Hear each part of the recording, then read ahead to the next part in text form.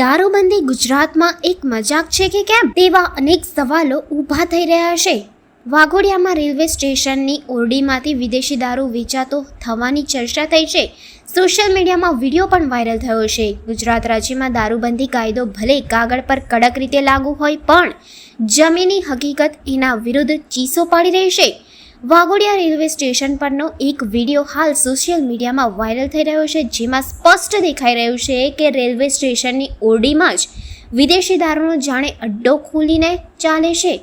સ્થાનિક સૂત્રો અનુસાર બુટલેગરો ખુલ્લેઆમ દારૂ વેચી રહ્યા છે અને જે બ્રાન્ડ માંગો તે તરત આપવાની સર્વિસ પણ આપે છે। દારૂ સાથે ઠંડા ગરમનો પણ સંપૂર્ણ જથ્થો ઉપલબ્ધ રહે છે અને પેમેન્ટ માટે કેશથી લઈ ઓનલાઈન સુધીના તમામ વિકલ્પ પણ ઉપલબ્ધ છે।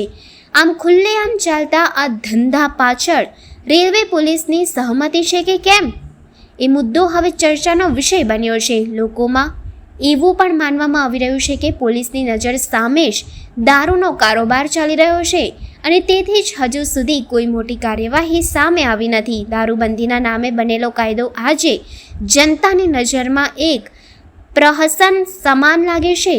આવી અવારનવાર સામે આવતી ઘટનાઓએ ગુજરાતની છબી અને કાયદા વ્યવસ્થાની ધાર પર અનેક સવાલો ઊભા કર્યા છે।